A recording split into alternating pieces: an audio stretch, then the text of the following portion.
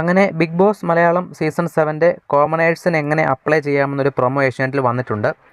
അപ്പോൾ നമ്മളെല്ലാവരും പ്രതീക്ഷിച്ചിരുന്നത് ലാലേട്ടനായിരിക്കും ആ ഒരു പ്രൊമോ ചെയ്യുക, ലാലേട്ടനെയാണ് നമ്മൾ പ്രതീക്ഷിച്ചിരുന്നത്. പക്ഷേ റസ്മിൻ ബായി ആണ് വന്നത്. അപ്പോൾ അത് മൈജിയുമായിട്ട് ടൈപ്പ് ചെയ്തിട്ടാണ് ഈ തവണ അവരൊരു കോമണേഴ്സിന് എങ്ങനെ അപ്ലൈ ചെയ്യുന്ന ഒരു ഇത് ചെയ്തിട്ടുള്ളത്. അതായത് മൈജി ഫ്യൂച്ചർ ഷോറൂമിൽ അവിടെ വെച്ചിട്ടുള്ള ആ ഒരു ഷൂട്ടിംഗ് ലൊക്കേഷൻ ചെന്നിട്ട് നമ്മുടെ ഒരു ഇൻട്രോ വീഡിയോ അപ്ലോഡ് ചെയ്യണം. അതിൻ്റെ വിശദമായുള്ള വീഡിയോ ഞാൻ ഇട്ടിട്ടുണ്ട്.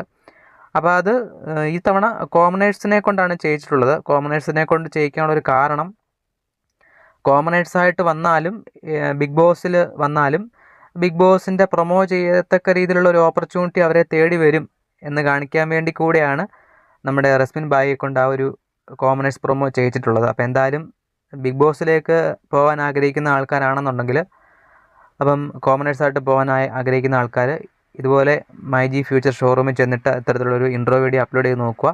അപ്പോൾ നിങ്ങളും ഒരുപക്ഷെ ബിഗ് ബോസ് സെലക്ട് ചെയ്താൽ നിങ്ങൾക്കും ഇത്തരത്തിൽ ഈ ഒരു ലെവലിൽ ഉയരാനായിട്ട് സാധിക്കും. എന്തായാലും റസ്മിൻ ബായി ആണ് ഈ തവണ ആ ഒരു കോമണേഴ്സ് പ്രൊമോ ചെയ്തത്. അപ്പം നമുക്ക് കോമണേഴ്സായിട്ട് പോയാലും നമുക്ക് ആ ഒരു ഓപ്പർച്യൂണിറ്റി നമ്മളെ തേടി വരും. അതാണ് കാണിക്കാനായിട്ട്. കാരണം ലാലേട്ടൻ ചെയ്യുന്ന ഒരു പ്രൊമോ നമ്മൾ പ്രതീക്ഷിച്ച് റസ്മിൻ ബായി ആണ് ചെയ്തത്. അപ്പം എന്തായാലും ബിഗ് ബോസ് സീസൺ 7 എന്ന് പറഞ്ഞൊരു മെഗാ ഒരു റിയാലിറ്റി ഷോ ആണ്. അതായത് നമുക്ക് ഇപ്പം ഏറ്റവും വലിയൊരു ഷോയാണ് ബിഗ് ബോസ് എന്ന് പറഞ്ഞ ഷോയെ. അപ്പം ആ ഒരു ഷോയെ പ്രൊമോ ചെയ്യാനായിട്ട് കോമണേഴ്സായിട്ട് വന്ന ഒരാളെ വിളിക്കുക എന്ന് വെച്ച് കഴിഞ്ഞാൽ അത് വലിയൊരു കാര്യം തന്നെയാണ്. അപ്പം നിങ്ങൾക്കും ബിഗ് ബോസിൽ പോകാൻ അവസരമുണ്ട്. കോമണേഴ്സായിട്ട് പോകാനുള്ള കാര്യങ്ങളെല്ലാം നോക്കിയിട്ട് അപ്ലൈ ചെയ്യുക. അപ്പം ബിഗ് ബോസിൻ്റെ പുതിയ അപ്ഡേറ്റുമായിട്ട് നമുക്ക് ഉടനെ കാണാം. മറക്കാതെ സബ്സ്ക്രൈബ് ചെയ്ത് വെക്കുക. അടുത്തൊരു വീഡിയോ ആയിട്ട് കാണാം. ബൈ.